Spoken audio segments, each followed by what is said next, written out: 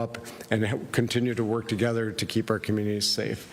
And we, as the Commissioner noted, we'll take some questions at the end. But again, we are seeking the assistance of the public in locating him. I want to continue to say, as you see, there's hundreds of law enforcement officers working on this right now for the partners that you see up here today, as well from Champlin, Brooklyn Park, the State Patrol, Hennepin County Sheriff's Office, FBI, ATF, just a myriad of partners working to try to locate this individual. And with that, I will turn it over to the mayor, and we'll answer questions at the end.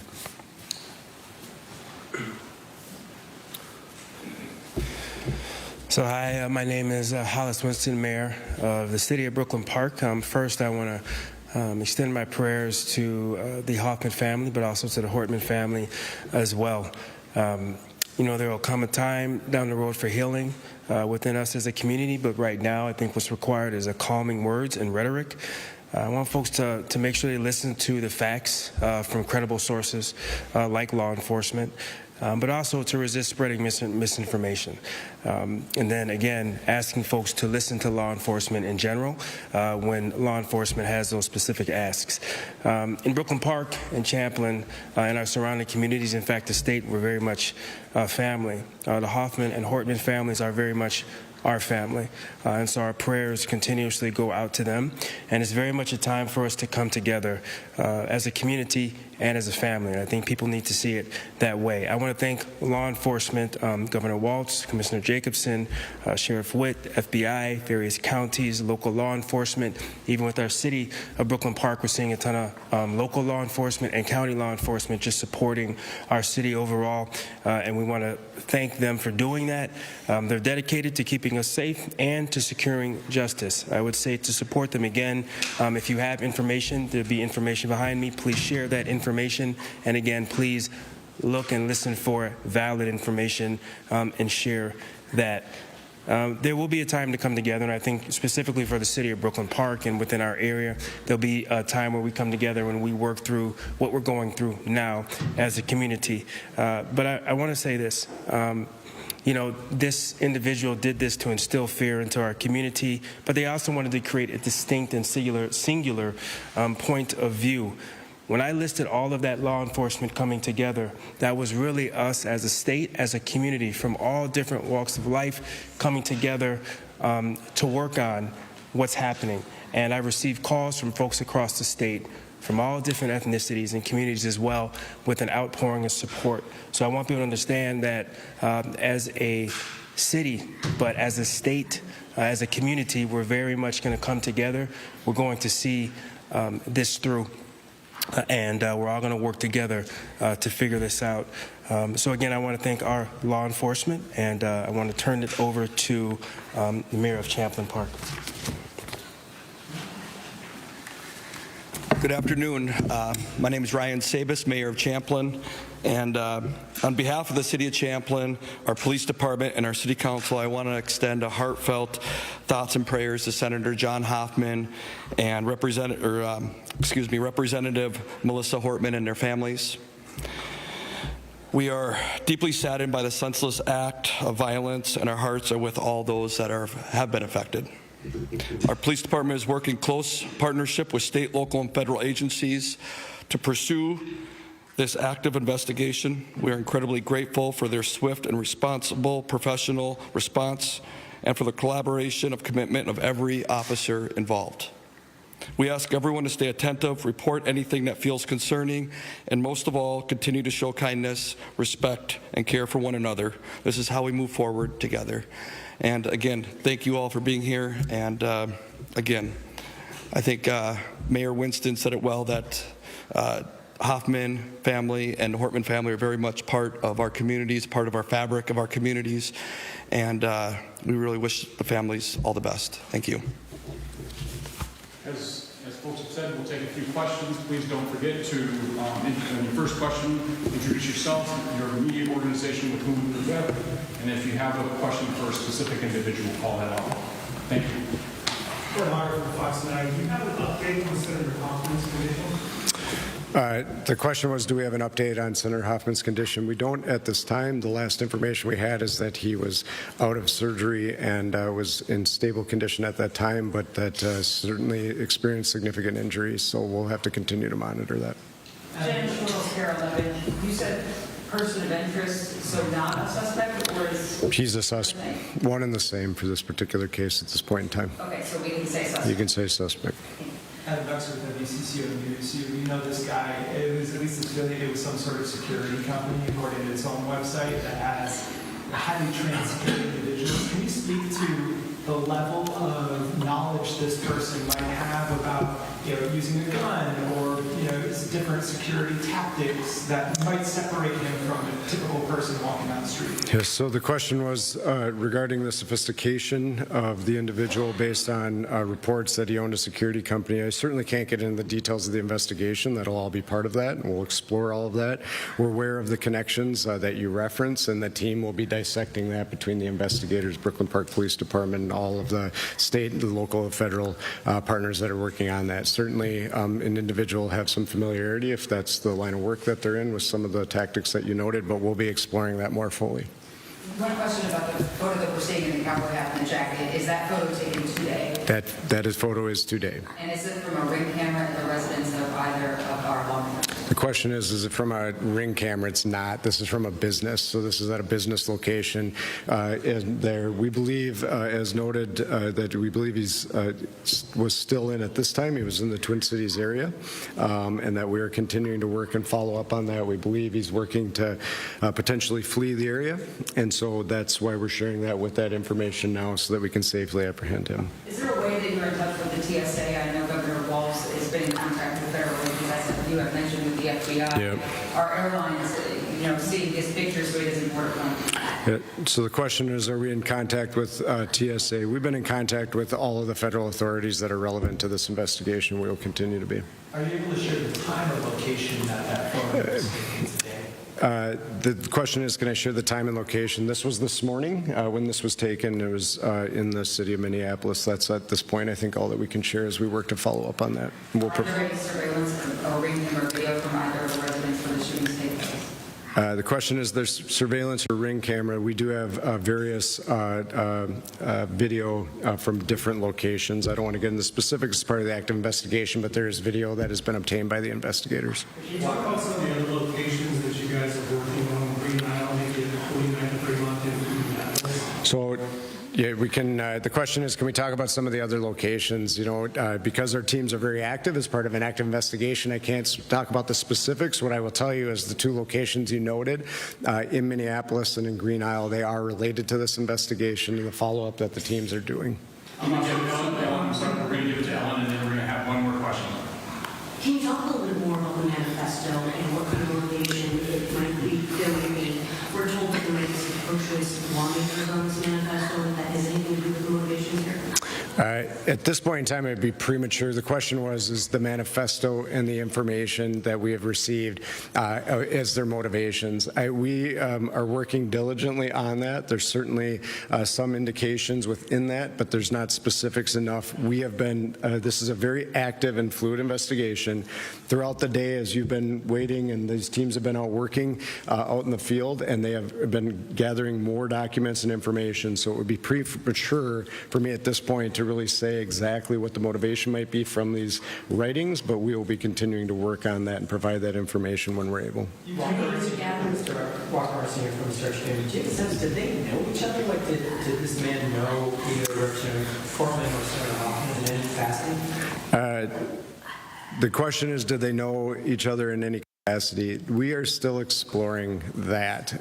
There's certainly some overlap with some, public meetings, I will say, with Senator Hoffman and the individual, but we don't know the nature of the relationship or if they actually knew each other. All right, thank you. Thanks, everybody.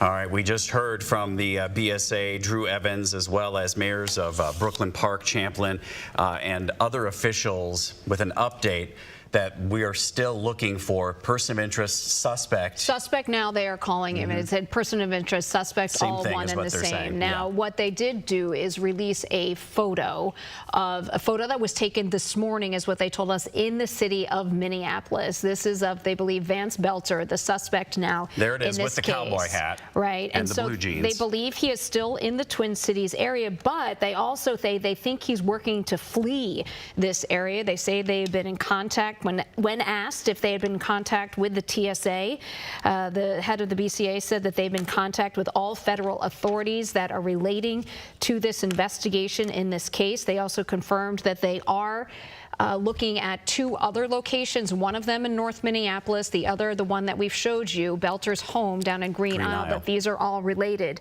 to the investigation. Our Adam Duckster asked an interesting question about the knowledge, tactics, sophistication of this suspect because of his involvement with a security company in his background. And what we basically heard was, yes, that is something they're taking into consideration, that his level of planning and also understanding, or even his use of weapon, his history in that is something that they are taking into consideration. This is a look at the vehicle that the suspect used, that you can see it looks like any other law enforcement vehicle. You can see the lights, you can see the markings on it, would make anyone think grill that, on the yeah, front. make you think that that's official law enforcement. And this was some video that our photojournalists and Maria Lizignoli got earlier this afternoon, as that vehicle was removed, because obviously they'll be combing through that for additional evidence. But I think the big headline here is that this suspect is still on the run right now, considered armed and dangerous. They are looking for the public's help with any small piece of information. We believe he is armed. He should not be approached. Call 911 if you do believe you see him or saw him at any point today, because that can help with figuring out some of the timeline of where he's been since this morning. We do know that along with that cowboy hat, he was carrying a bag. We don't know what necessarily was in that, if it was additional weapons and ammunition or what. But the other thing I think that we heard from the Brooklyn Park mayor is that it's really important right now to be looking for valid information from valid sources, because they've already noticed misinformation that is out there. I'm guessing a lot of that coming from social media, as is typically the case, because that's not vetted, and that the fact is that this was an attempt to instill fear in everyone here in Minnesota. Right. Let's go out to our Adam Duckster. He is at the Emergency Operations Center, so he was just in person there as they were giving us all of this updates. Adam, what can you tell us? Yeah, Heather, we knew and were reporting the name and age of Vance Belter before this press conference, but what we did learn that I find particularly interesting and will be a cause for concern for many people who are watching is that the security photo that the folks shared with us here today at the Emergency Operations Center was snapped or taken from a Minneapolis-based business this morning. He's wearing entirely different clothes. He's in an entirely different city. And again, the folks we heard from say he's working to actively flee the area. And we know, we've been watching all morning, that local, state, federal law enforcement had essentially a barricade around those neighborhoods right near where this could have happened early this morning and overnight. And effectively, this tells us he was able to get out of that area, right? This photo taken in Minneapolis showing him in that cowboy hat, in that dark long sleeve collared shirt or coat, again with light pants and a dark bag. So he is no longer in that area. And again, Drew Evans from the BCA saying they have reason to believe he's actively working to flee right now. Again, they talked in this press conference about being in touch with TSA, being in touch with any sort of, folks who could spot him trying to get out of town. We do know they've been near his home, southwest of the cities, to try and, again, establish that as another possible location he could go to.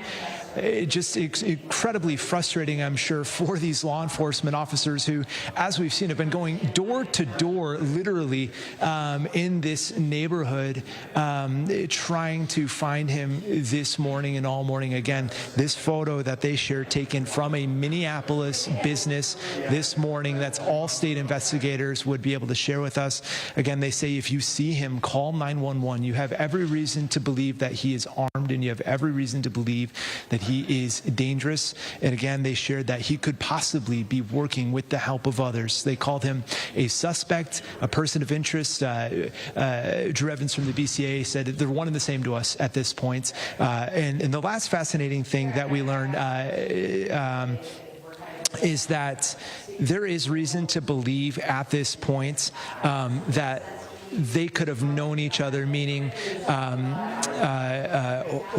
Melissa Hortman and Vance Belter could have known each other. We do know that Belter was appointed in a government role, more or less, and the BCA says they're working. They say there could have been overlap with meetings at this point, so incredibly personal, we're learning here just within the last 20 minutes or so. But again, guys, the big thing, they are asking people to either call that tip line they've set up.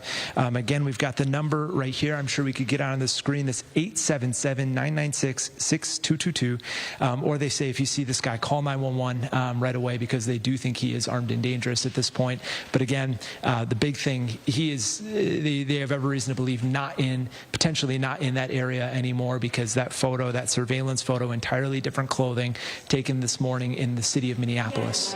All right, Adam Duckster here. And Adam, it's important to note here that they believe he's no longer in the area, as you just mentioned. Brooklyn Park PD telling us that there's no longer a need for people in this neighborhood to shelter in place. They say the suspect is not in custody, and again, reason to believe that they are no longer in that area. So we'll continue to check back in with Adam. Part of this press conference was describing what this suspect, Vance Belter, looks like, so that you, the public, can call in with any tips, even the smallest that you don't even think would make a difference. They want to hear from you because they do believe Belter is leaving the area. So let's take you to a clip from the head of the BCA, Drew Evans, describing this suspect. Today, we are asking for the public's help at this point in time in locating Vance Luther Bolter, who is a 57-year-old white male who's 6 feet 1 inches tall, 220 pounds, with brown hair and brown eyes. I know this name has been reported in the media so far, and we are confirming he's a person of interest that we are looking to locate in relation to this. At this time, we would ask the public, if you do locate him or see him, to call 911. Do not approach him. You should consider him armed and dangerous, and you should call 911 immediately with the information. He was seen last this morning wearing light-colored cowboy hat that you can see up here in the clothing there, with dark-colored long-sleeve collared shirt or coat, light pants, and carrying a dark bag. If you have any tips about the whereabouts or any information that would be helpful, you can call local police department, or you can call our BCA tip line at 877-996-6222. Or email us at bca.tips@state.mn.us. Again, that's the Bureau of Criminal Apprehension, the head of it, Drew Evans, there describing Vance Belter, the suspect that they are looking for in the shooting deaths of Mark and Melissa Hortman there.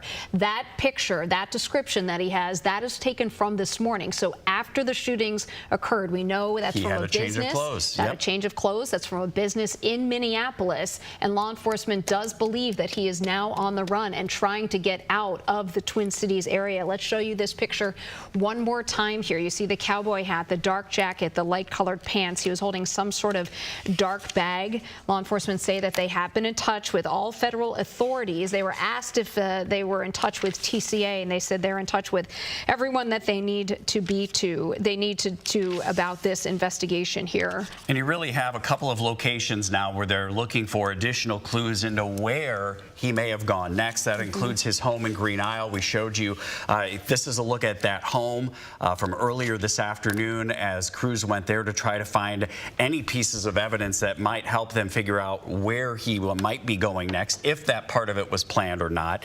And then also that North Minneapolis location where we showed you that surveillance photo from this morning, really letting us know that he could be anywhere. I mean, it's been several hours, so depending on where he was headed next, or we still don't know if he had anyone that might be able to assist him in his fleeing from the area. Right. They're asking people not to approach him if you see him, but directly call 911. We also have that tip line that we have been mentioning throughout the morning. BCA asking for your help if you see him, if you know anything about him.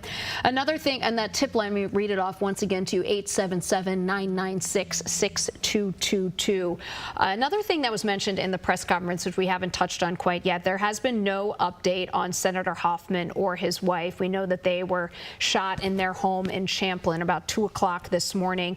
The update that we did have was that he was out of surgery in stable condition, but as Drew Evans said, he did have significant injuries there. So again, no update on his condition except that he is out of surgery and in stable condition.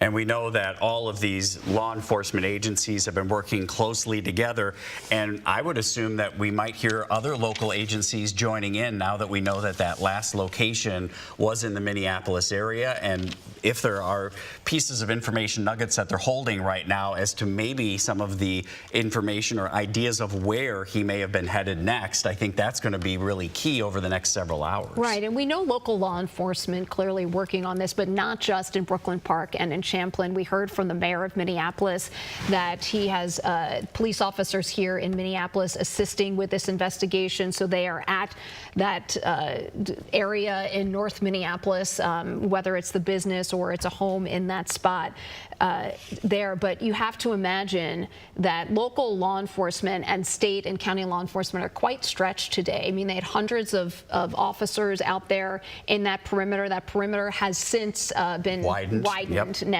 or at least they're asking people they no longer need to shelter in place. But we know that the Attorney General, Pam Bondi, she had directed the FBI to make this a priority. So we have FBI, ATF, U.S. Marshals, a lot of law enforcement from at all levels working on this case.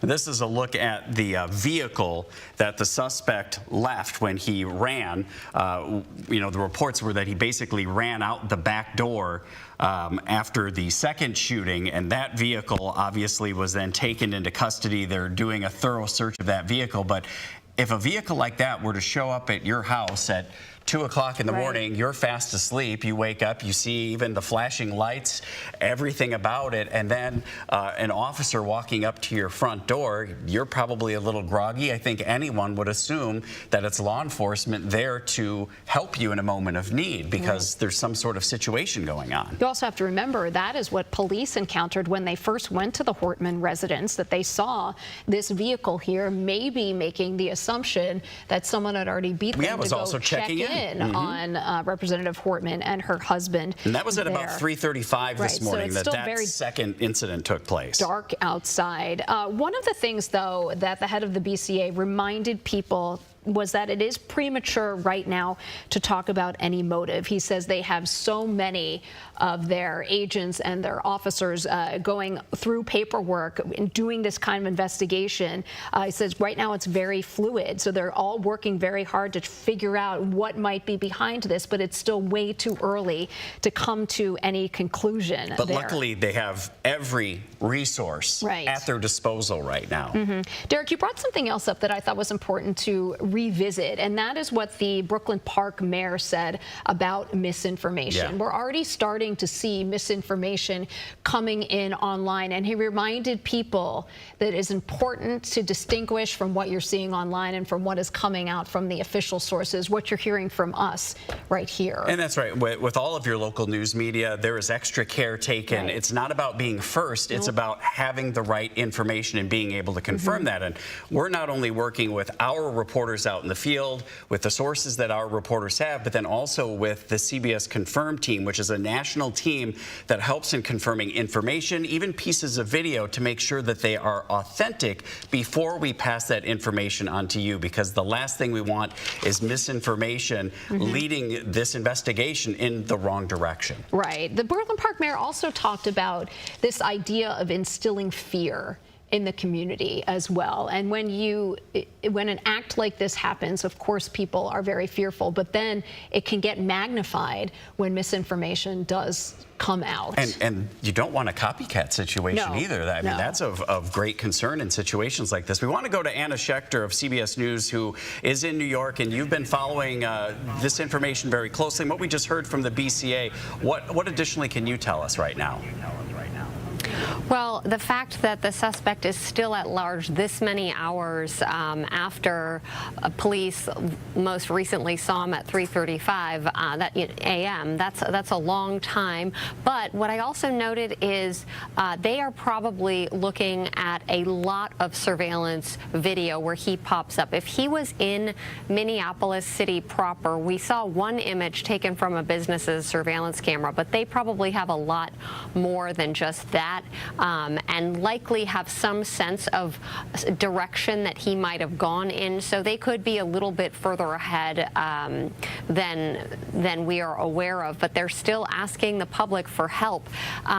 One thing former Minneapolis Police Chief Arredondo said earlier on your show, he was saying any little tip, it could be the tip that helps them find him. So it's really important to place that phone call. But certainly, the fact that so many hours have passed by, it also has given police the chance to get a full picture or a fuller picture from surveillance camera images of how he got from the home of the Hortmans to Minneapolis proper. Did he take a ride with somebody else, or did he walk or run himself? Did he take a bicycle? These are questions that we'll probably get the answers to in the coming day as they piece together this timeline. But this is a very tough situation for investigators to be in, to still be needing to ask the public for help. But time and time again, it is these tips that come in from the public that actually do lead police to find the suspect. So it's really important that everybody pitch in and be on the lookout at this time.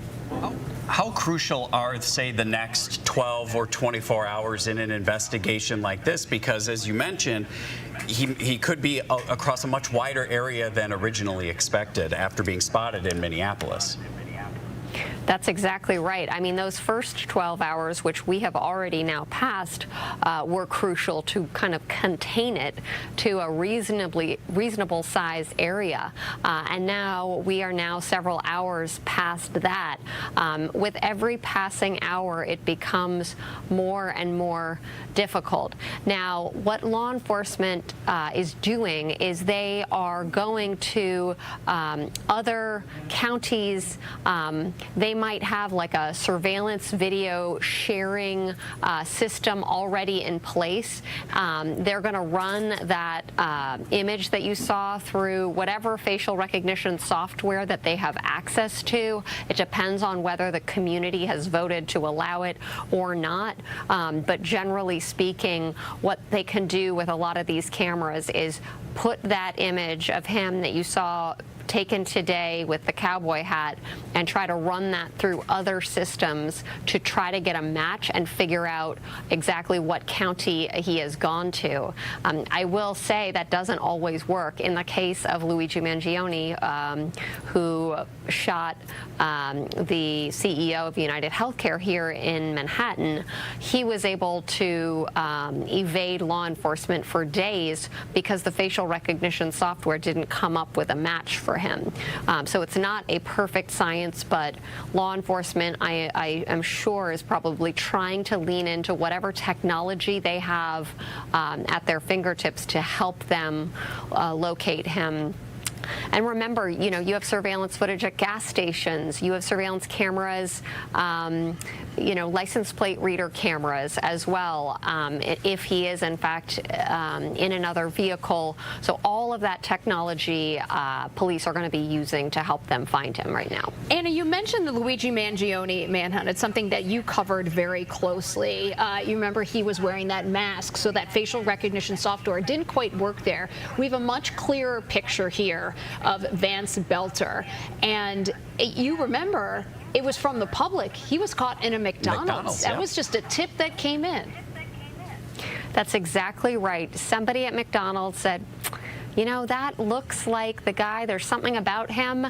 They called 911, and local police in Altoona, Pennsylvania arrived at the scene and approached him.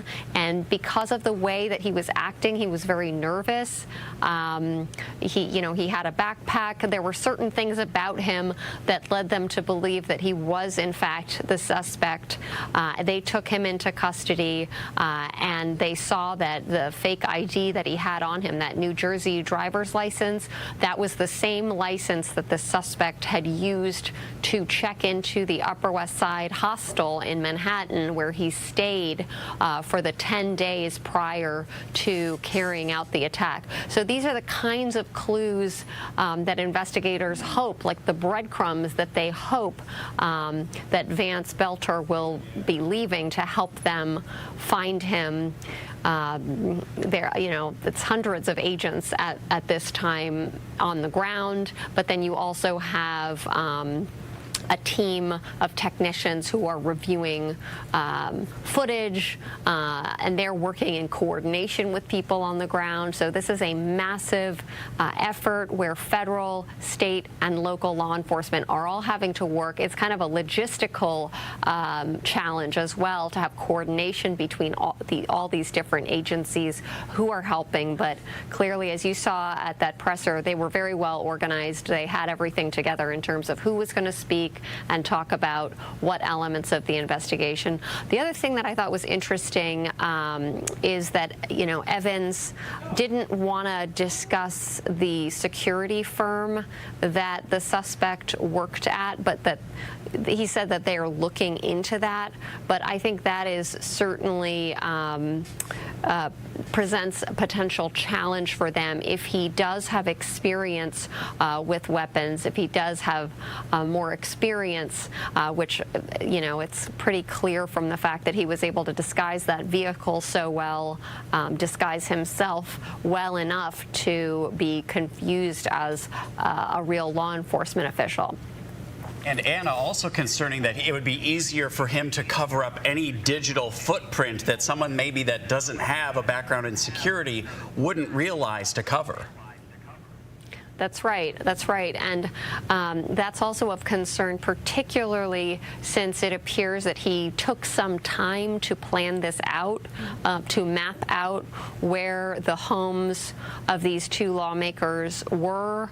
I'm curious to know if he had the addresses of other lawmakers or other people, including abortion rights advocates who were on that list that we can report might have been his other targets if he was planning to continue his attack and target others. So he was organized enough to have that list either written out or printed out. It does remain sort of a mystery why he had those seemingly handwritten pages in the vehicle where it was written out "No Kings" in reference to those protests that took place all across the country today. They didn't get into that at the press conference, but that sort of remains a mystery, actually.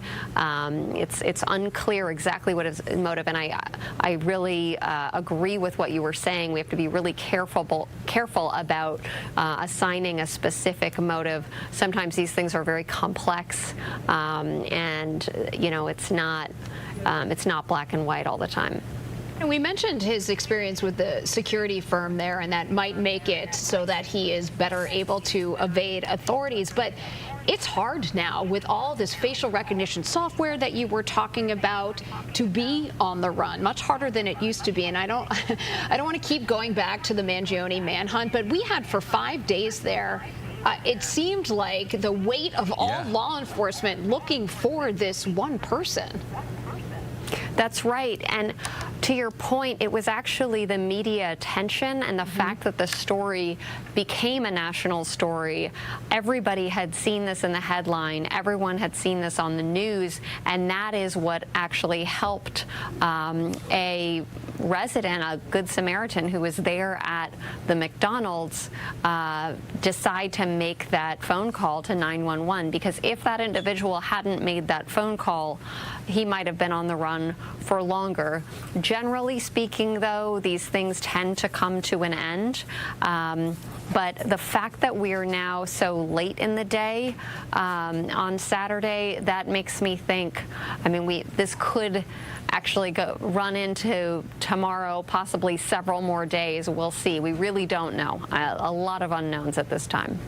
Absolutely. All right. So we got Anna Schechter for us from CBS News in New York this morning following this, and we'll check back in with you in just a bit. We do want to head now over to State Senator Zach Duckworth. He is a Republican, a good friend of Melissa Hortman, and a friend of Senator John Hoffman there. Senator Duckworth, thank you so much for being here on this very difficult day. How are you feeling? Well, you know, it's just a surreal, unbelievable moment and day for the state of Minnesota and for those of us that know these colleagues of ours and families and loved ones who've been impacted by the tragic events of today. Senator, were you at the DFL event last night or not? No, because you're a Republican. So were you aware of that event? You know, I had seen some pictures posted of colleagues and folks there. It seemed like they were having a great time, and I'm sure celebrating finally the end of our session this year and awards for folks. And it's heartbreaking that some of that joy and celebration was shattered this morning with the news. Senator, what can you tell us about Senator Hoffman? I think anybody that knows John knows a man with a tremendous sense of humor and an enormous heart. That is John Hoffman. And I know that I and colleagues on both sides of the aisle are praying for him and for his wife that they have a speedy and full recovery. He is a guy that has been dedicated to serving Minnesotans and Americans. He served at the federal level in a presidential administration before, too. And so we just hope and pray that he ends up okay and that we can welcome him back to the Capitol to keep doing the phenomenal work he's done over the course of his career.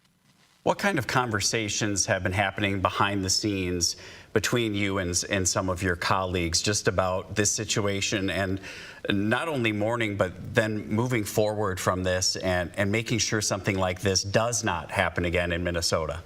Mm-hmm. You know, there was some outreach immediately this morning amongst us, just checking in, making sure that people are okay, that we had been informed, that we knew what was going on, and that we specifically knew about John and Melissa and their spouses. And as we've learned more information, it's turned into really messages of, just trying to let our colleagues know that we were with them. We feel for them. We're here to support them. That there are no Republicans and Democrats today, only Minnesotans, and they're our neighbors, and we're here for them in any way that we can be. And we just hope that we can move forward in a way that is productive, in a way that's unified, that's going to keep not only us, but our state safer as we move forward. Senator, do you have law enforcement at your home, or were they at your home at some point earlier today? Because we know that there were many elected officials where law enforcement came to just check on folks. Sure. So as to not share too many particulars, all I will say is this, that the people of Minnesota should be remarkably proud of every law enforcement official in the state of Minnesota, because unbeknownst to many of us, while we were sleeping soundly at night in our homes with our loved ones, police officers, sheriff's deputies, you name it, were taking action all across the state of Minnesota to ensure that we and our families were safe and secure and protected once they learned what had happened. And we are eternally grateful to them for their professionalism, their courage, and their quick thinking and fast action. How often are there conversations about security when you're out at events and when you're going places, what kind of security there needs to be? I mean, I think of what happened to Angie Craig a couple years back, and is that something that's regularly discussed about how security should look on a regular basis? You know, unfortunately, in today's day and age, security concerns are always somewhat top of mind. But as you get down to the localist of levels, it's not something that we're always specifically planning for or mindful of. It's usually almost always our friends in law enforcement that are the ones reminding us to be a little bit more vigilant, to be smart, to ensure that we're taking the safety precautions that we should be for us and for family members. And so I'm sure that conversation and how that looks will change a little bit for the foreseeable future. But hopefully, not too far from now, we're back to sort of a steady state where we feel safe, the public feels safe amongst one another at events, because it's very important that we're able to have those interactions in that community and that dialogue with the people of our state and who we represent. Senator, this was a very challenging session, and we know how closely divided our legislature is, and there were some tough words that were exchanged over these past several months here between both parties. We know today that Republicans and DFLers across Minnesota and really across the country are coming together, but just the environment, the political environment seems so divided right now, and I don't want to make any connection to what a motive might be for what's happening here, but it just feels like we are not doing a great job of coming together. You know, I think we all have to remind ourselves that, especially when it comes to politics, there's room for debate, there's room for disagreement. But at the end of the day, our democracy is structured in a way to sort of force collaboration, to force compromise. And the rhetoric we use, the words that we choose, the sort of feelings that we might choose to try to incite or invoke in folks is extremely important. We have to be mindful of that. And sometimes it can be tempting to go in a certain direction when in reality, as public servants and people that are here to serve everyone, all Minnesotans, we have to remind ourselves that that's the more productive route to take, and sometimes resist the urge to vilify or choose rhetoric or language that's incendiary. And I say that of everyone, not one particular party, but everybody who has a duty to represent their constituents and the people of Minnesota in a professional and dignified way. And that means disagreeing respectfully, professionally, and with civility, not with anger or malice whatsoever. All right. There we go. Senator Zach Duckworth of Lakeville here. We appreciate your time. We appreciate you sharing your thoughts with us today. Thank you, Senator. Thank you. Appreciate it. I mean, you can tell how emotional this day has been for all of those lawmakers. You specifically think of the families of those lawmakers and having to possibly talk to young children about this situation that you never thought you'd be having a conversation about. Right, and he also mentioned there about our law enforcement. We asked some questions about security, so can't divulge some of those details, but he did say people should be comforted here in knowing that our law enforcement is on top of this here in terms They're reminding them. Yes, in terms of responding to the initial calls, but also now this investigation, which has turned out to go far beyond just Champlin and Brooklyn Park there. I mean, we're talking about the last time that anyone saw this suspect here, this Vance Belter. They have video of him from Minneapolis this morning after the shootings happened there. Yeah, and obviously we've heard he may be trying to leave the area, but is there also some sort of plan to try to do something else before that or on the way before leaving? This is a look at the newest photograph that we received from the BCA just after 3 o'clock of Vance Belter that was taken this morning in Minneapolis from a surveillance camera. As Anna Schechter told us, there could be other images that are being used to really try to develop some sort of a timeline of where this suspect was going, where he might be headed. But we now know that it's a much wider area that law enforcement at both the local and federal level is going to have to be searching. Right. In fact, we know that that lockdown in that area, that 3-mile radius around Representative Hortman's house, people have now been released. They're all being able to leave their homes. But we do have new information just into our newsroom. The medical examiner has now said that both Representative Hortman and her husband died of multiple gunshot wounds. So that word just coming in from the medical examiner there officially. And that speaks to just how dangerous this individual is, to not only just go up to a home, multiple shots, but then also exchange fire with officers. And remember, this all happened in the cover of darkness there. And this was a person who had a vehicle that looked like it was a police vehicle. Was dressed like an officer. Right. So you can only imagine sort of the chaos that was going on in those initial moments there. One of the things I want to go back to is what our CBS News reporter out of New York was talking about, was this idea of facial recognition software. We have a name, we have a photo. In fact, we have several photos, and this day and age, you can now put those photos into a system where you can, depending on the city, depending on which cities allow it, but you can put the image of there, try and find a match, so it's easier to sort of track someone here in a manhunt that would have been, you know, say 10 years ago. Things are different there. So if so if he has left the area, there are many ways that people can try and continue to look for him. Yeah, and that surveillance sharing becomes very important. I'm assuming, you know, in a situation like this, a municipality or a community that might not typically share because of the urgent need for this manhunt to end, for the imminent danger that he possesses, that surveillance sharing would be happening even in cases when maybe it typically does not. And the fact that he has that background in security says a lot about what he may do to obscure himself later on. Now, obviously, this picture this morning, they were able to get a pretty good look at him, even with the cowboy hat on, and identify this individual. But you know right now that a lot of work is being done, as you said, with that facial recognition software to try to develop a tighter timeline as to where he went after he left Minneapolis, if he in fact has. And the other thing I want to point out too is this is a sort of, he had changed his clothes here, so we may not be looking for someone who's in a cowboy. Yeah, he could again, with the amount of planning that it seems he's done, he could have multiple outfits. He was carrying, we do know that he was carrying a black bag, which could have some sort of disguises or other clothing or items in it that would actually make it more difficult for law enforcement to track him down. Right. We did get an update from law enforcement right around 3:10 or so, and that's when we heard from the head of the BCA, the head of the Department of Public Safety.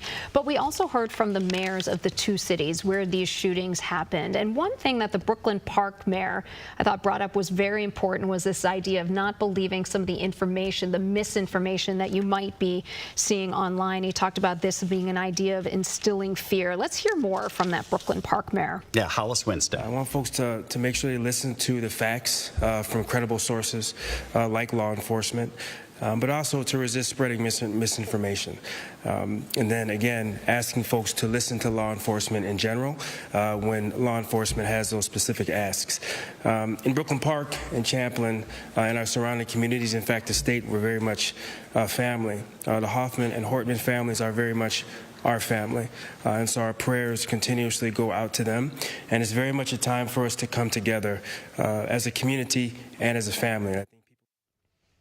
Again, that's the mayor of Brooklyn Park there, talking about how the community is like family. Like the Hoffmans and the Hortmans, very strong parts of these communities, both of them having lived there for a very long time. And we heard that from several neighbors that our reporters spoke to, those folks that were on lockdown, that were shocked to hear this news this morning, because for many of them, they had just seen the victims, days before, walking their dog or taking some other activity. We've heard that many times, that Melissa Hortman was a big dog walker in that neighborhood, and that was how people sort of partially got to know her there. Again, I do want to follow up on some of that news that we just shared with you, that both Representative Hortman and her husband died, according to the medical examiner, from multiple gunshot wounds. We understand that she died at the home, that her husband died at North Memorial Hospital, once again, from multiple gunshot wounds. Again, we have this tip line. The public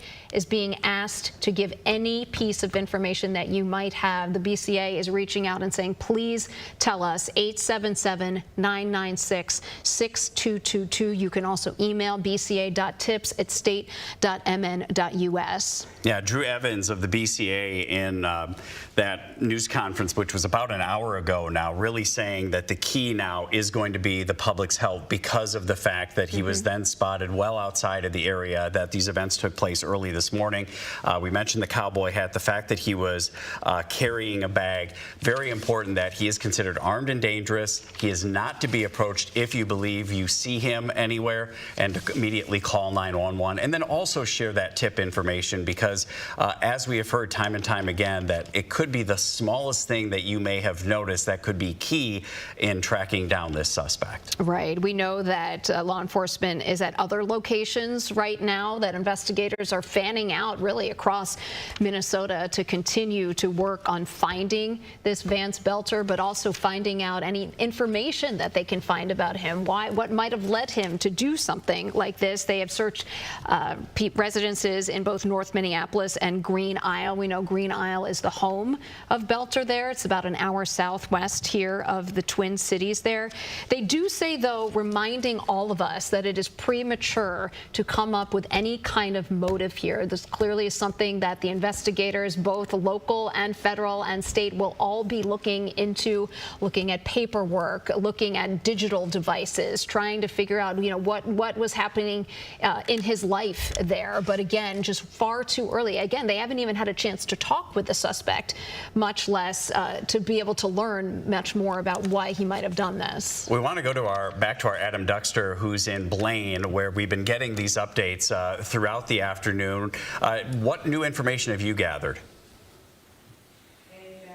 Yeah, Derek, I mean, nothing quite since that 3 o'clock press conference, right? But they're still reiterating to folks all the same things that you are, which is, if you see Vance Belter, assume that he's armed, assume that he's dangerous, and call 911 or the tips line that the BCA has created just for this event and for this moment.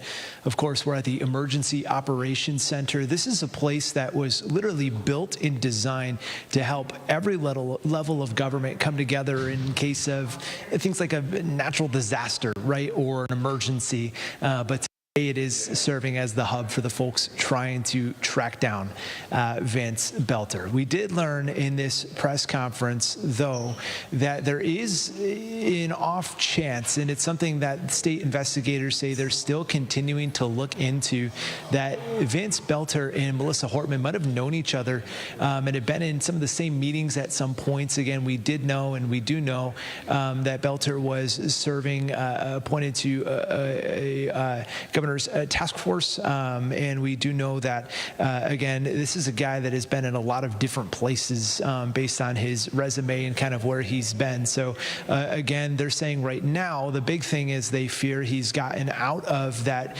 area they've had blockaded essentially all day today, and that's why they are lifting that shelter in place for folks who live there. Again, that security camera photo snapped by a Minneapolis business, and the most they'll tell us about about timing as far as state investigators is that happened sometime this morning. And you look at that, and he's wearing entirely different clothes than he was wearing this morning. Obviously, he's in an entirely different city, moving on foot there, but they think he's trying to find any way to get out of the area that he can. And so, again, they're calling him a suspect. They say that there's a non-zero chance that he is potentially working with other people at this point.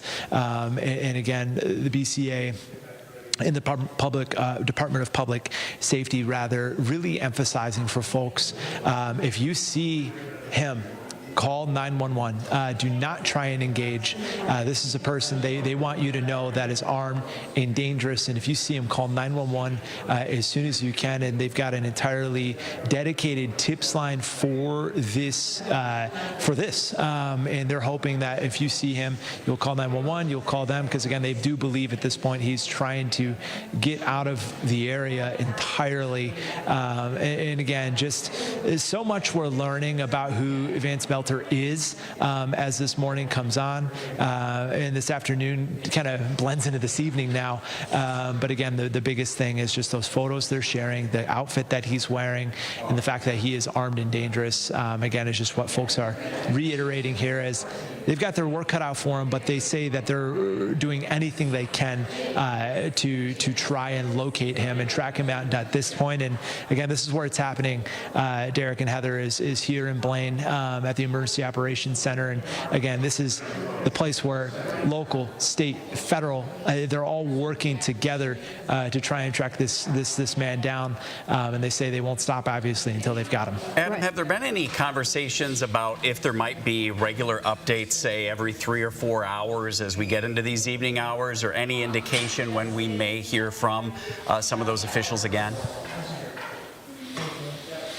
Derek, it's one of the reporters in the room here said, well, we have another briefing today after the last one, to which, the state employee says, the hope is we'll have one more briefing to tell you that we've got him in custody, right? So I really do think, unfortunately, it depends on what happens at this point. Again, obviously, if they do get him into custody, they'll tell us so we can report that out to everyone that's watching. But again, nothing confirmed as far as on the hour, every half-hour updates. So you've got a room full of people that are working as hard as they possibly can to sift through tips and calls and everything and footage. And I'm sure they've got boots on the ground, and they are working to use every resource they have to find this person right now. So I wish I had a better answer for you, but at this point I feel we'll get an update when we get one. And again, the folks with the state say they hope they have that good update to provide tonight, which is that they've got him. But again, I mean, we were all in the room surprised and kind of looking at one another when you hear, oh, this picture was taken in Minneapolis, because everyone in the room knows how much resources have gone into trying to find him in this neighborhood. And now the next photo you're seeing is a couple of cities over, and he's wearing entirely new clothes. So again, hopefully we have an update here as soon as we can. All right. Thanks, Adam Duckworth for us at the Emergency Operations Center, that secure location out in Blaine. We do want to go out to Jennifer Mayerly. She has been at the state capitol for us all throughout the afternoon. That is where the No King's Day protest went on, despite the Department of Public Safety asking people not to go there for safety reasons. Jenna looks a little quieter now than last time we spoke with you. Yes, we stepped a little bit away from the state capitol as people have mainly left the area.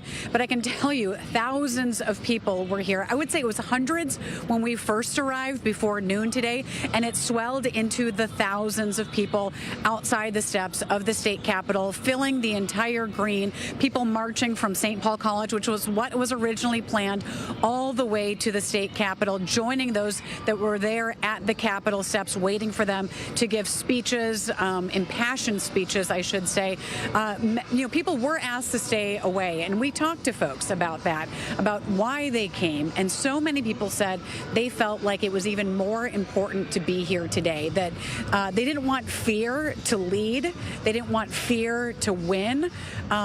So many people, though, showing so many emotions over, the tragic early morning events with our lawmakers who were targeted, one shot and killed along with her husband, another shot along with his wife. And, we had tears from people, talking about how they can't believe that this is our country right now, that something like this could happen.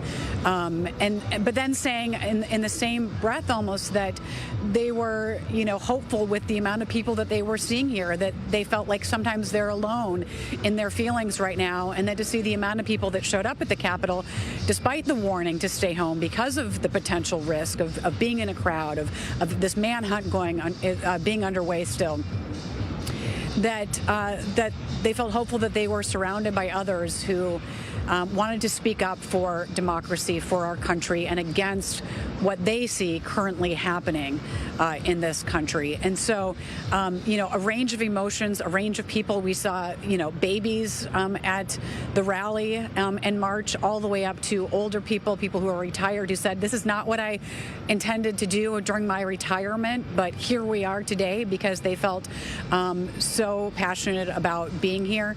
But again, a lot of the focus, one of the first speakers was about the lives lost today and the people who dedicated their lives to service inside the state capitol, right inside those very walls where people were standing outside of. I think that made it even more poignant today about where this rally was always scheduled to be, was at this place that is so significant to Minnesotans and talks, and is the place, a symbol, if you will, for democracy and for Minnesota. And so for this rally to be there, many people said that even spoke to them even more about wanting to be there. But I can tell you, even a teenager convinced her mom, saying they were already planning to go, but then after everything happened, her mom said, maybe we shouldn't. And her daughter said, I want to go and show my support for the next generation, for my generation. I need to speak up. And so everyone, I think on the hearts and minds of people were the events of what happened overnight, but also on their hearts and minds is what's happening right now in this country. And again, many people saying that they felt even more called to be there today, and that message was, we're not going to let fear lead. We're going to come out here today, and they said they were going to be peaceful, but they wanted the message to be clear that they weren't going to let what happened deter them from showing up and showing up in the way that they intended. We'll send it back to you now in the studio. Jennifer, you mentioned that fear. We also know the Department of Public Safety asked people not to go out to that rally for fear of safety issues going on. I still hear music behind you. Is it too soon for us to sort of breathe a sigh of relief, I should say, that everything went relatively smoothly out there?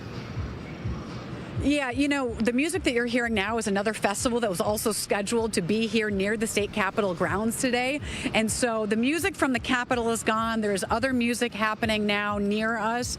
But, from what we could tell, as people dispersed, there were no major incidents that we could tell that happened during this rally and during the march, that people came there and made their voices heard. They had the speeches that were from the steps of the Capitol, but it did feel like things went smoothly, if you can use that word. But a lot of people feeling emotional, and you saw it in their faces, and you heard it in their voices over a number of issues there today, Heather. And you used the words earlier, Jen, uplifted, but at the same time somber, and I think that really speaks to what we witnessed there today at the No Kings protest. Thank you. Yeah, absolutely. Those two words going together aren't necessarily the same words you would always imagine being together for something, but uplifting and somber at the same time. That is the sense of, I would say, encapsulates most of what we witnessed out here today. Okay, Jen Mayerly for us in St. Paul this morning. Jennifer, we'll check back in with you coming up in just a bit. Now, part of the reason we talked about that idea of fear, of that safety concerns, and part of the reason that the Department of Public Safety had asked people not not to go to the No Kings Day rally was because this suspect had a list of lawmakers, they tell us. 50 or so Democratic lawmakers in that car that was outside of the Hortman home. Also on that list were lawmakers that were outspoken about abortion rights there. This doesn't mean that we understand that there's any sort of yet that what motive this person might have had to do anything, but it's a safety issue. Now, thankfully, things seem to have gone smoothly down there at the state capitol today. We want to go back to Anna Schechter in New York, who's provided a lot of good analysis for us of where this investigation is headed, what's happening right now. And Anna, I know you just heard our Jen Mayerly at the state capitol, and it was interesting because now you make the connection. One of the reasons they didn't want people going to that event is we did not know if that suspect could be near that area that everyone was gathering today. That's right, and that would create a really tricky situation for public safety officials, law enforcement, trying to keep all of those people safe. If there's a crowd of people, of course, that increases risk to human life. If they were concerned that the suspect might open fire into a crowd, that sort of thing, that's the sort of thing that they're going to be on alert for. They want to make sure that the public is protected. So at that point, given the fact that they had been able to track his movements to some extent, into the Twin Cities area, that would have been a major concern. Now, luckily, it appears that there were no incidents there, no public safety issues there at that location. But certainly law enforcement would have been extremely worried, and that's why they were telling people to steer clear of that area. It's interesting, you noted that the shelter-in-place order for that immediate, I think, 3-mile radius around the 2 homes of the victims, that has ended, so people there can kind of start to move around. Police are confident that he is no longer in that area. We see that one image of him wearing a cowboy hat. You can be sure that there are more images of him. In fact, I want to note that the FBI, I don't know if you have the FBI Most Wanted poster, but they actually include an image of the suspect. It appears to be at the home of one of the victims, a ring cam image where he is wearing that black vest and what appears to be a mask. Here on your screen, you're seeing pictures, the one of him wearing the cowboy hat. That's from a little bit later in the day, so he had already changed. But maybe the producers can pull up that image from really the moment before one of the attacks. So they have quite a few images for sure of him from that 2 or 3 a.m. encounter with the victims through the early morning, the morning hours when we saw him having changed his clothing, wearing that cowboy hat. He seems pretty relaxed in that image there on the right-hand side of your screen. And there's a full body image that's pretty high resolution, actually, so that's very helpful to investigators just to kind of have a sense of how he is appearing. We don't know where he might have stashed the clothing, the sort of police disguise that he was wearing. We don't know where that might have been stashed. Police might have already located that. Here, this is that image from a Minneapolis business surveillance camera or security camera. Pretty high resolution. You see those tan pants, sneakers, jacket, and that cowboy hat, which is distinctive. He probably is wearing that because it's so different from how he appeared at the lawmakers' homes, which was wearing a long-sleeved blue shirt with a black vest on top. He had a flashlight, and he was also wearing a full face and head mask to make him appear to have a shaved head. And I sent that around to one of our listservs, and we'll try to get that for you. But you can definitely see that police have gathered images of him looking very different from, around 3 a.m. this morning to later in daylight. That photo that you see up on your screen. Let's think about how law enforcement is going to have to interact with their partners around the state of Minnesota. And what about neighboring states, as the hours wear on? There is a lot of sharing going on when you have a manhunt like this where there's a clear danger. Someone is assumed to be dangerous. Certainly neighboring states are going to want to help out. They are already on alert. They're, looking, and they're going to be ready to jump if a tip comes in from a member of the public. So what's interesting to me also is, did he take some kind of public transportation? Was he able to do that? Was he able to get into another vehicle and drive away? Because that, of course, increases the distance. If law enforcement becomes aware of a license plate on a vehicle that he might have gotten into and gained control of, license plate readers can be very helpful. Those are generally positioned at intersections, getting on and off freeways and that sort of thing. So, of course, law enforcement agencies in neighboring counties, and that has probably now widened out to the entire state of Minnesota and neighboring states, all on alert for this individual. And Anna, we just heard from the FBI that they have now put out a $50,000 reward. You mentioned the license plates readers. You mentioned earlier when we talked to you last about the facial recognition cameras. This is what you were talking about, Anna, and we now have the full screen here of that photo with looks like he has a shaved head, but apparently they're telling us. Yeah, that's the first time we're seeing this image. Yes, they're telling us that is a mask. But this reward, Anna, makes me think that they really need the public's help, and they think this might be because of the public, the information that someone gives. $50,000, that's a lot for a reward. That's going to tip them off to where he might have gone. Absolutely. In fact, a lot of times these rewards offered start at around $10,000, so $50,000 just shows you how concerned they are about the public safety, and how they do believe that the public helping is going to help them identify where he is. They need the public help. That is an important part of this investigation. They're playing a game of like catch up, like cat and mouse. So they have surveillance footage up to a certain point, and then they might have lost him, and then now they're searching to gain access to security cameras, from the point that they lost him. Did he go, north, south, east, or west? That's the kind of work that is being done. And it's hard. It takes time. It takes a lot of eyeballs to go through.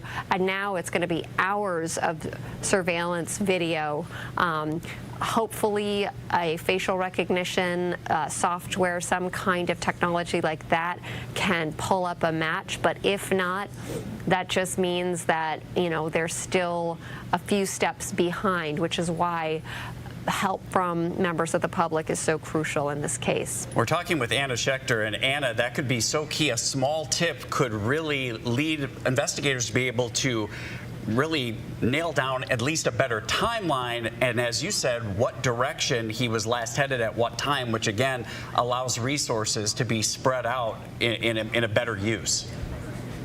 That's exactly right. That's exactly right.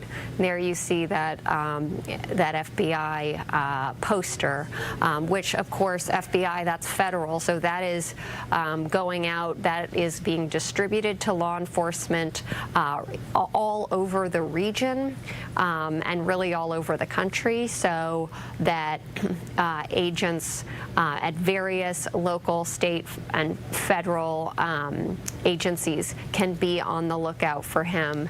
And you see there's like a gradation. I mean, in the photo on the left with the blue background, that appears to be like a little bit of an older photo. I think that photo on the right with the cowboy hat, when you really zoom in on his face, that gives a pretty good picture. You know, it's just striking to see the image of him at the doorbell camera image, you know, that where he's wearing, it's almost like the kind of mask that you would wear on Halloween, appearing with a shaved head. But you see that flashlight. I mean, that to me, in the middle of the night when it's dark out, that absolutely looks like, could look like somebody, a member of the law enforcement community, coming to your house, potentially trying to help you. But it's chilling to see that image because it likely was taken right before he shot one of the two lawmakers and their spouses, one of them, of course, who tragically lost her life, and her husband who lost his life. It's just really chilling to see that image there. All right, Anna Schechter reporting for us from CBS News in New York. Anna, you've been invaluable for us in giving us more detail into how they are trying to find this person here, this Vince Belter. Important to understand how now the focus really becomes on the public's help and how really tips are going to be what leads to eventually taking this suspect into custody. Right. We do now have a guest here with us, Senator Amy Klobuchar, joining us. Senator Klobuchar, first, I just want to send my condolences to you. You and Representative Portman, quite close, came up together, started at the same time. Right. Yeah. She, you know, I always think of her way back, door knocking every single house in her district. She practically was friends with everyone. She had little kids at the time. We had our daughter, and there weren't many women in politics, in leadership back then, much less women with kids. And Melissa somehow balanced it all, being a Girl Scout leader, a Sunday school teacher, raising these kids, and then moving up in the legislature to become Speaker of the House, the highest position, so beloved by her colleagues. On both sides of the aisle. The fact that they worked that budget out this year, and then all the work she did on school lunch and so many other achievements, all while keeping grounded in who she was and loving her family and dog. And I mean, it's just absolutely devastating. And we saw her last night. There was a dinner, and they were there, and she and Senator Hoffman now, who's, you know, somehow made it through this surgery, and our hope is that he and Yvette will make it through as well. When you think about, we've had this conversation before, some of the rhetoric that's out there and how difficult it is to know when a threat comes through, because we don't hear those stories of any time a lawmaker receives some sort of threat. No. And sometimes it's thought to be a hollow threat. And in this case, it obviously was not, and that has to be difficult on all of you. Sure. So lawmakers get threats all the time, and you actually don't make publicity out of it because we think then you get copycats, and so you don't say it. But there have been thousands and thousands of threats against members of Congress alone, not to mention state legislators, judges. You think of the man on the street in front of Justice Kavanaugh's house a few years back, and it's just been on the rise. And I know this because I formerly chaired the Rules Committee of the Senate, worked with the police chief all the time. We actually added more ability for members of Congress to get security on their homes and the like, but it's still the case that there isn't enough security. Now, we beefed it up. They've called from Washington, Leader Thune, the Republican leader, as well as Senator Schumer, the Democratic leader, called me. I mean, they are beefing up the security on the members here, as well as the state is doing it as well. You know, it's a significant day. We had the No King's Day protest. We have the military parade in Washington, D.C. We just got through a very, as you mentioned, a very divided session where some difficult words were said between both parties. And it just feels, and I mentioned this to Senator Duckworth, a Republican from Lakeville, our state senator here, it just feels like we are not doing a great job of coming together. Well, it's one of the reasons that Representative Emmer and McCollum and Senator Smith and myself and our entire delegation today, from left to right, put out a statement condemning political violence of any form. We need to bring the temperature down here, and there's going to be plenty of moments to call that out. For me, today is about honoring this incredible woman and praying for the recovery of Senator Huffman, and then also, of course, telling our citizens here, because we are in the middle of a major manhunt. Right. This is a very dangerous man, and he has shown no limits on what he'll do. When I was in your studio just now, it was the first time I'd seen that FBI released chilling photo of him at the door. They released it for good reason, because that's how he looked in the middle of the night last night.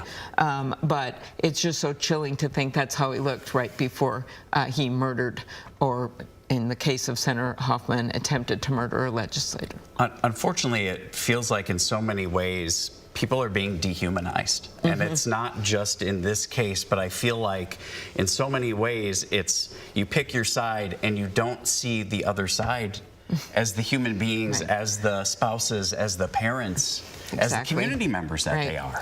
And it's just been, this has been on the rise. Some of it is, honestly, local news brings us together. People are watching the same thing when they tune in to CCO, but there's a lot of divisiveness online. I'm not condemning all online. I'm not saying that was the cause of this guy's violence, but in some of the cases in the past, these people, like the one that hammered, bludgeoned Speaker Pelosi's husband, he clearly was very, very sick man, but he got really incited by reading this stuff. So some of this, I've been obsessed with trying to get this stuff off the internet by trying to have some rules of the road and have truth and not lies, because it's been a real big problem. But that isn't to say that was the only reason. There's just so much divide in our politics right now.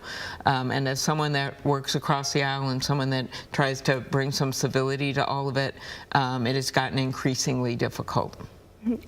When did you get the news this morning? Were you woken up? So what happened was I was at that dinner with Melissa. I spoke at the beginning because I was going to New Hampshire to help one of our candidates there for the U.S. Senate. So I'd gotten on a plane, like late plane, got into Boston, found out the governor called me at 5 this morning. Governor Walz. I happened to be awake and texted me first. I talked to him. Of course, we were just couldn't even believe it and upset. And he was also warning me about everything that was going. And then I just got on a plane and came back because I wasn't going to be sitting there out there giving a bunch of speeches when this was going on. Right. When you think about what Melissa Hortman was all about, tell us from your experience, because our viewers don't have that relationship. Yeah, I know. That's what when someone goes like this, you wish everyone could have met them. And I just remember first getting to know her when she, brand new mom there. She's campaigning for legislator, and she had this house. Their first house was in Brooklyn Park, I think.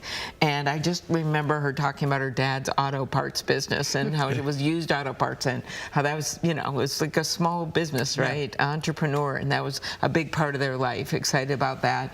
Then they have these kids, and as I said, she goes on to teach Sunday school, be Girl Scout leader, be regular mom as much as you possibly could, except for those 5 months out of the year she had to go over to St. Paul every single day. And the fact that she was able to rise up in the middle of doing all that is really a tribute to her, and the fact that people really liked her, and she could show that she could accomplish things and get things done. And to compromise. Yeah, and then she also had this spunk to her. I remember when there was this card game going on, the guys used to play in the back room, and she called it out publicly. She said, "You guys need to come back. I know you're playing cards there." Or there was a mute button the speaker could use and mute out so that they could just stop someone from talking on the House floor. She's like, "I'm getting rid of that," in her third day as speaker, because she just said, "I've got the gavel. I can handle it if they're out of hand." So she was someone who took charge in a very kind way, with humor, and I always just love to get advice from her, talk to her when I'd say, "What's happening with this at the state legislature? Can we get this done? Can't?" She would just answer you straight. She wouldn't just, be afraid to tell you what was what. A lot of people we've talked with today that know Melissa Hortman and her husband, it seems like they're in a bit of shock. Yes. And I suspect you are as well. But I know you've been talking to many of your fellow legislators, and I wonder about this idea of fear. Are you afraid? Look, there have been moments I've been afraid. Now, right now, honestly, there's more law enforcement, all this stuff. In your jobs, you got to be honest. You get these threats. You have people who don't seem to like you very much. And there's just more and more threats in different ways. They can be at people's homes. They can be in their offices. And we've seen just big increases to that. And you never really talk about it because I promise you it makes it worse if you start giving all these details about it. So that has been hard. And it's also makes it harder to do your job. You know, you want to be able to say, I'm going to be on the corner of this shopping mall a week before so everyone can come and hear you. But every bit of advice you're given is don't do that. Just kind of show up. And that makes it so you feel like you're not really there for your constituents like you should. But that has been a complete change over when I first started in politics, where you would be much more overt about where you were and where you were available. Now, in this case, again, I just don't want to make, whether it's what motivated this madman or whether it is, you know, what happened here with the facts about how he got to where he was. I don't know what they were. I just know that Melissa and John, one still hanging in there, the other one we've lost, were two legislators that made themselves available. And that's the truth at the state, city levels. I mean, they're there all the time, right? They don't have big security gates, especially people of reasonable means themselves. And so, you know, ring camera, but this guy was so manipulative and so evil that he manipulated them into opening the door. And we've heard that lawmakers here in the state have had really good support from law enforcement when it comes to any of those concerns that have come up over recent years. Exactly, and they've been just stellar. In this case, the fact that I've talked to some of the other senators from other states, from both parties, who called me today, and they just couldn't believe that, you know, they find out about this horrid crime scene, but they decide on their own, well, we better go check out the Hortman house.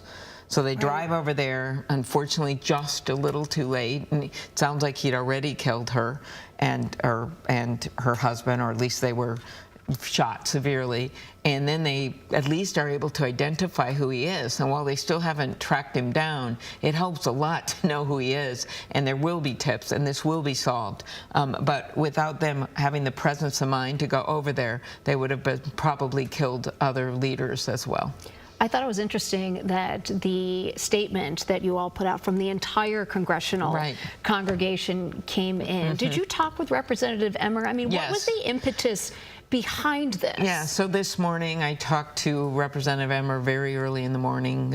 Despite our political differences, we've been friends for a long time. So we talked through this. I also talked to Representative McCollum, the dean of our congressional delegation, and then of course Senator Smith and the governor first thing this morning before 8 a.m. And this idea was hatched with our delegation, and so we put this out. But it was every single member. Well, Senator Klobuchar, we appreciate you taking the time. Our condolences to you as well, and we do appreciate you joining us. It is about these families of the Hoffmans and the Hortmans, and of course it's about our citizens right now. It's just follow what law enforcement says. It's probably going to change every few hours what they say, and stay tuned, watch CCO and the other stations, and figure out what's going on so you have credible news sources about what to do. Right, and you're right. It is about the citizen, but it also is about the people like you, the people who were friends with her, and there were that's what's so personal. Many of them. It's so personal because she was just the most dear person. And we've heard that over and over from people today on both sides of the aisle. We heard it from her neighbors too. I mean, I think and I keep mentioning this because I think it's so relatable. She was always out walking her dog. Yeah, exactly. You know, so she'd call on the phone walking her dog. She loved her dog. Senator Klobuchar, thank you for being here. Thank you. All right, we continue to bring you this live coverage as the manhunt continues right now for 57-year-old Vance Belter after these politically motivated, as it's been dubbed, attacks that happened early this morning, one shortly after 2 a.m. and then another at 3:30 this morning. And now we know that there is a $50,000 reward from the FBI for the location of this suspect. Right, that news just coming out before we interviewed Senator Klobuchar here. Also, a new poster out here, and one of the pictures is new to us as well. This was a picture that was taken from a Ring camera of one of the homes that Belter was at this morning. So this, you can see, from what we understand, that's a mask. That's a mask, yeah. On and you his head. You can really only tell it appears around that left eye. Right. And the other thing I think it's important here to know, we mentioned that he has a flashlight there. So you can imagine that someone who came to the door just sees that bright light in their face. Again, this was at 2, 3 o'clock in the morning, but also that tactical gear over there. Most people would automatically assume official, that this was some sort of law enforcement with an official vehicle with lights. Right. You know, showing up at your home, and again, you're awoken from a sleep, you're groggy, and you expect, oh, this is an officer at the door with something very important to share. And what we now know is that law enforcement believes he has left that area, left the area of Brooklyn Park. As you know, that they did have that radius right around the Hortman home asking people to shelter in place. That has since been lifted because we now know that he was spotted in Minneapolis later on that morning wearing a completely different outfit there, and law enforcement saying that they are concerned that he is trying to leave the area entirely. And he does have, and they didn't want to get into this, the BCA, and understandably so, but our Adam Duckster asked about the fact that he has experience in security, which means he has a very good understanding of planning and also how to work around some of the things that normally would lead to someone getting caught, including, you know, your digital profile. You think about the fact that it's very easy to track someone with their phone. He likely knows to take the SIM card out or anything identifying, but that's why tips are going to be so key, and that's why when we heard from the BCA, they said really in order to be able to figure out where he's headed, the timeline, where he might be headed next, we really need tips from the public. This is a live look right now of a home in North Minneapolis here. This is one of the homes that the BCA did confirm to us that is in relation to this investigation.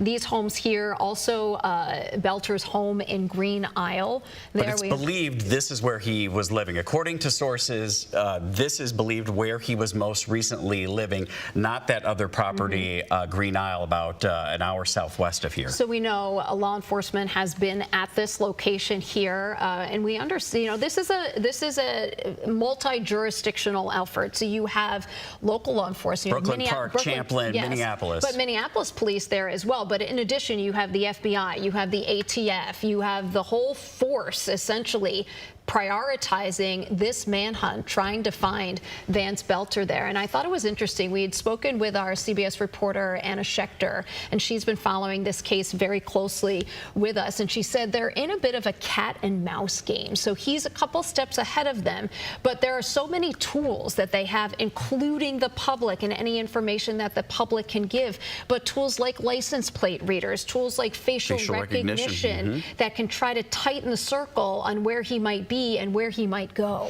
And as time goes on, because time is of the essence, we're over 12 hours now into these events, that becomes even more and more important because they're going to have to reach out to other agencies further outside of Minnesota now as they become part of this as well. And that's going to be key in the next few hours, is to try to get some semblance of information of where he is or where he may be headed next. All right, and once again, a reminder to you that these photos up here, these are of Vance Belter. The photo over there on the right, the one with the cowboy hat, that photo taken after the shootings this morning. This is in the Minneapolis area. The photo just next to it, though, this was a photo taken. He's at the door of one of the victims' house. We're not sure if it's Champlin or if it's Brooklyn Park, but what is on his head is actually a mask right there, so trying to hide his identity. Our Adam Duckster has been at the Emergency Operations Center in Blaine. He's just telling us right now that there are no other planned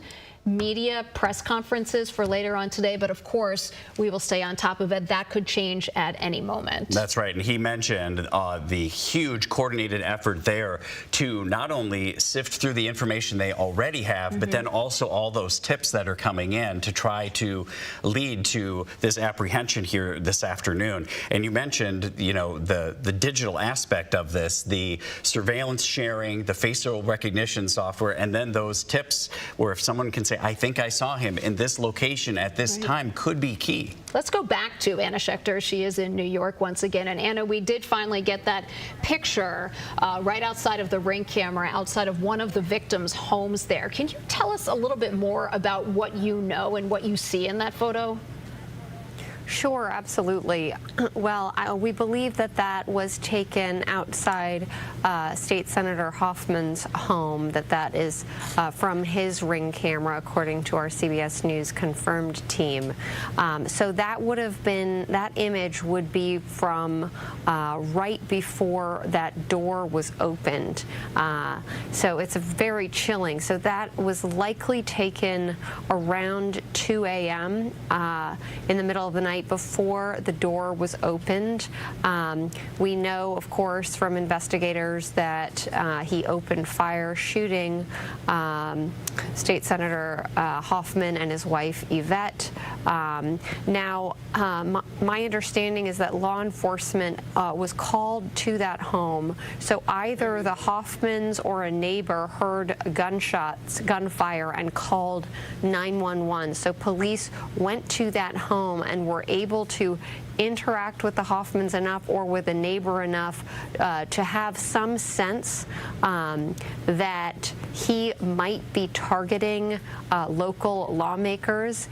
And then about 5 miles away, I believe it's 9 miles away, they actually proactively went to the home of Melissa Hortman and her husband, and at that point they happened upon him. He was already at her home, and they exchanged gunfire, and he was able to flee. So that's a little bit of background about exactly when that photo was taken and some of the things going on in the background, how law enforcement came to that home. The fact that they were there, they could probably pull that Ring camera imagery immediately and turn that around to get that out to the public. And we don't know yet if another Ring cam image was captured at the home of Melissa Hortman. But that photo is helpful because if anyone in the very early hours before he changed clothing and before he took off that mask, if anyone saw him, there could be some clue there. But now we have later images that are more helpful and more important to investigators, where you see him wearing the cowboy hat with his mask off. Where that Ring camera photo really also comes into play is you can bet that prosecutors are going to likely include an image like that as they're laying out their facts, and they lay out a timeline of his actions if in fact he is apprehended and he is charged with Melissa Hortman and her husband's murder and attempted murder of John Hoffman and his wife. So, you know, all of that investigators are collecting, and of course they don't want to tamper with any evidence. They are carefully collecting and preserving evidence because we are at the very beginning of this. When we fast forward, when we get to that point potentially of charging documents, all of these images will also be important for building that future case if it comes to that. So that's a little bit of background and why these images are so important. It's chilling to see that up there on the screen in moments before he opened fire, likely on Mark Hoffman and his wife there. Anna, you mentioned that why these images are so important for the long term, but could be important for the short term here as people are keeping an eye out for different ways that he could look. But I also wonder, when you show us all of these things, all of these Ring cameras, these business cameras, this facial recognition, how important is that going to be in the search? It's crucial right now. Law enforcement in this day and age leans on technology. This is now it's not foolproof, like we discussed earlier in the case of Luigi Mangione. The fact that they put those images out, though, did help. Now, the facial recognition software didn't come up with a positive ID of a specific name, for example. We saw that one image of Luigi Mangione from the hostel where he had pulled his mask lockdown. So that didn't really work. But getting these images out to the public is a crucial part of the investigation, because now members of the public can see him looking a little bit different each time, getting a sense of his body type, his height, his face. Those close-up images are important. What law enforcement wants is they are leaning on news organizations like us to get these images out to the public. This is a very important step, particularly since they are several steps behind him. So they are, at this time, they're not sure. They probably haven't even been able to geofence a specific location at this time. Or we probably would have heard about it by now. So they're really leaning on the public. If members of the public see this individual, immediately call 911. Anna, all evidence points to this being carefully planned. How quickly can investigators, whether it's computers at one of these two homes, maybe he had some sort of plan or was doing some sort of searches about how he would escape, how quickly can they comb through that sort of evidence? Well, it's a lot of evidence once they, it depends on what we're talking about. I mean, if they had his electronic devices and it takes a minute, they have to gain access to those. They're going to look at Google searches. They're going to look at who he was communicating with for clues. So that's one set of evidence. But when it comes to the surveillance video that we're seeing those images come from, I mean, that also takes a long time. You're going to have multiple agents sitting at computer screens and doing the painstaking work of going through. They might go to businesses and ask them, hey, can we take we believe we saw an image across the street. Can we see if we can detect which direction he went from your camera? And so you need boots on the ground to literally go and physically obtain the video, then upload it into a system so that you can view it. It's very painstaking work, but it's very important work that's being done right now. That's underway.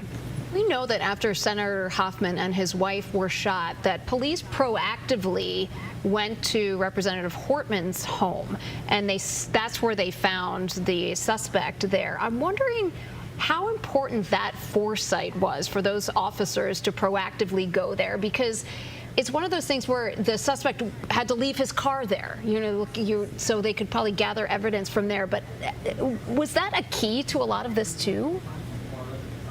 Well, and how did they know to go there? Were they able to speak with Hoffman or a neighbor or something like that to know to go there?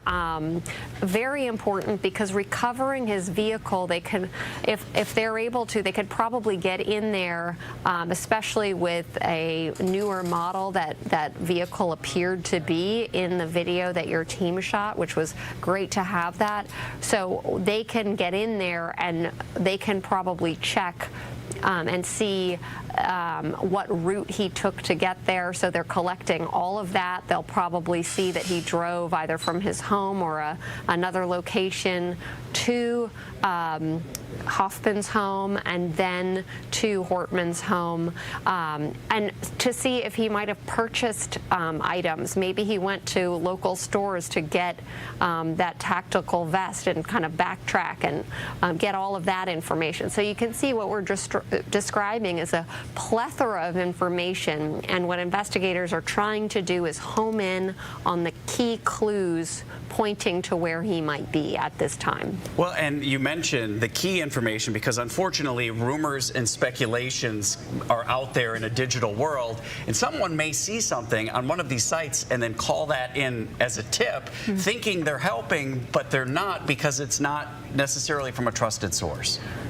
That is a great point, and federal, state, and local investigators are likely being bombarded with hundreds of tips, possibly thousands of tips, and they need to run everyone down, because what if that one tip is the one that leads them to him? That's why they need this massive manpower, and that's why it's important to have the FBI involved here, because that just increases resources. They need resources. They need trained bodies, and it's actually coming at a critical time.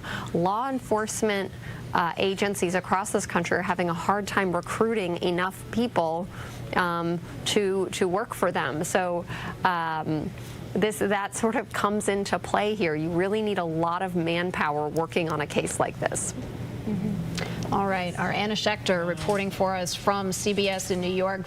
It's really valuable information and insight into the search here for Vance Belter. I mean, she was the one that was talking about the facial recognition cameras, talking about the FBI and the law enforcement response, and lots of things that I learned just a lot from her. Just well, right yeah, there. if you think about, you know, this 3-mile radius that we talked about for hours around the golf club and where the Hortman family's residence is, and then because of that photograph taken in Minneapolis, that surveillance photograph, we were able to know, okay, he's not in that area any longer. The threat is no longer there. He was able to escape that area and is now many, many miles away and could be even further away, possibly even out of state as he tries to run. Absolutely. One of the things she brought up, too, was Senator Hoffman or his wife able to communicate anything with this person other? Did they give any information that might help them better understand what happened here? Yes, if there was any if he said anything even before he fired upon them. Right, or is that why part of the reason that they may have gone to Representative Hortman's home and essentially caught him just after the act? Yeah, because it could have been, like you said, some sort of small tip that, again, led them to go do that check-in at 3:30. So reminder for everyone here, the pictures you're seeing on the scene, this is 57-year-old Vance Belter. The FBI now offering a $50,000 reward here. The picture on the most right there, that was a picture that was taken after the shootings this morning in Minneapolis. You can see him wearing that cowboy hat. The picture right next to it, that was taken from the Ring camera. We understand from Anna at CBS News that that was taken of the Ring camera of Senator Hoffman's house right around 2 o'clock in the morning. And what she tells us is actually a mask over his head there. You can see the flashlight. You can see the tactical gear that he is wearing in that spot. And he's also carrying a bag, so we don't know what, how many weapons or what other items he may have with him as he attempts to escape. It was important to note that Drew Evans of the BCA in the most recent news conference said it's very important to point out that he is armed, he is considered dangerous, he should not be approached, and if you feel that you've seen him, to report it to 911 immediately. They also obviously have the tip line in effect right now, and as Anna explained, they're probably dealing with hundreds, possibly thousands of tips, but it might be a very small nugget of information that could help them narrow this search and end this manhunt sometime soon. We also know that local, state, federal law enforcement is working on this investigation right now as to what the kind of motivation would have been here, but also in the manhunt there. We have reporters at locations all across Minnesota. We have a reporter down in Green Isle. That is one of the homes of Vance Belter there. We saw law enforcement vehicles there, including one of those armored trucks. Also, another place we understand he had been recently staying in Minneapolis there, and you see lots of law enforcement in that spot. We have, again, reporters here. We're going to go to them in our 5 o'clock newscast coming up in just a couple of minutes. We mentioned the need for tips, and that's really the most urgent need right now. There's the information on the tip line. The phone number 877-996-6222, or you can email bca.tips@state.mn.us, and a $50,000 reward for the FBI. Anna Schechter had mentioned to us minutes ago when we were discussing this is that typically in a situation you would hear of maybe a $10,000 reward, but a $50,000 reward says something about the fact that those investigators feel like they may be just a few steps behind and need that help to really be able to figure out where this individual is or may be headed next. The BCA telling us that they do believe that he is working to get out of the area here, that they've been in contact with federal authorities, including TSA, so they might be able to figure out where he is going in those locations. But this, again, this picture here taken later on in the morning, this was after the shootings, wearing the cowboy hat. This was taken from a business in Minneapolis. So it's another reminder of how important important these cameras are to be able to not only give you the information so you can see the different ways of what he might look like, but to be able to show facial recognition. You can put his face in many computer programs across the country, depending on the city and the municipality where you are. A lot of these places have facial recognition, so they are able to sort of track in and sort of close that loop in as they go. And this is some video from earlier today. You can see the officers going door to door to check in with folks. Yeah, in Brooklyn Park, in that 3-mile area, and you can see the large caravan of vehicles going down these neighborhood streets as they were checking to see if anybody had any information. Here's a look at the suspect's vehicle, which we've pointed out on a number of occasions just how much it looks like, including the light bar on top, including you know, the front grille of the vehicle. It looks like what you would typically see as any law enforcement vehicle. So a lot of time, planning, and effort was taken into this crime. One of the things that Anna Schechter was sharing with us too, it appears to be a newer vehicle, so they probably can get into that vehicle and get any GPS information so they can figure out, did he go somewhere between the Hoffman and the Hortman homes? Did he go?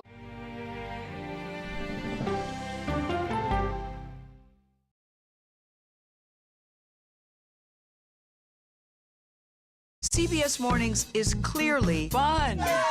Money saving. Dollar Jill's here to tell us what it means for you. Clearly delish. So what's on the menu today?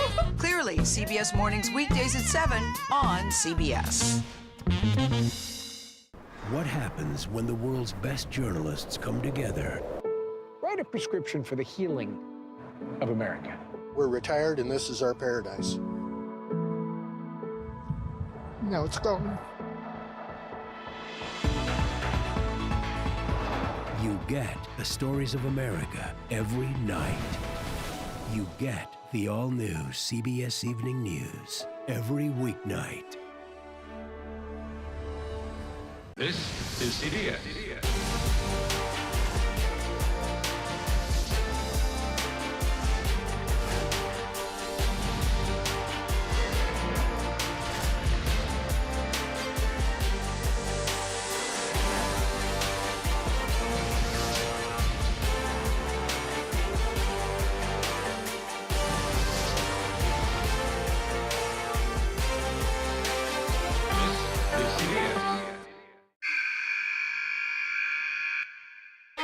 I had progressively fallen deeper into the world of online sports betting. The risk is the rush. What do you think is driving the spike in popularity? I think it's legality. If it's legal, I'm going to use it. There are ways to bet when you are 18. We've created an epidemic of child gambling. You can't walk into a male dormitory in a college campus without sports betting happening. It's America's most neglected problem. I used sports betting as a way to escape, when in reality, I'm choosing self-destruction. Whatever I had left, it was gone. The purpose of the industry is to get you to play to extinction. And that means until all your money is gone.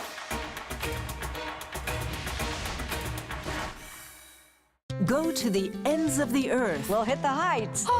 And reach for the stars. Star power. I like it. Ta-da! I want to be part of this. Because there's always something new under the sun on CBS Sunday morning. You've probably heard of the NCIS from the hit TV series, but we're about to take you inside its real-life work. Listen to 48 Hours NCIS early and ad-free on the 48 Hours Plus subscription on Apple Podcasts. Okay, let's go. You guys good? Start at the beginning. All right, we good? Keep going. The clock, it's ticking. Off we go. 60 minutes. Is this what you want? 60 minutes. 60 minutes! It's time for 60 Minutes, Sundays on CBS.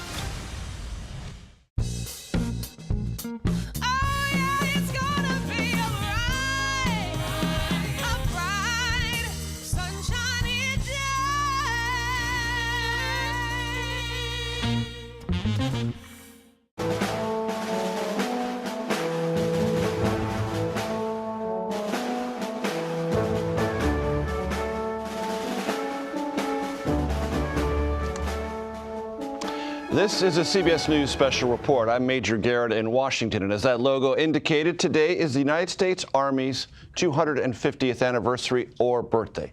Festival and parade here in Washington, D.C. Events have been taking place all day. The parade is about to start. It was moved up 30 minutes due to weather. The parade runs along Constitution Avenue right in downtown Washington, D.C., starting by the Lincoln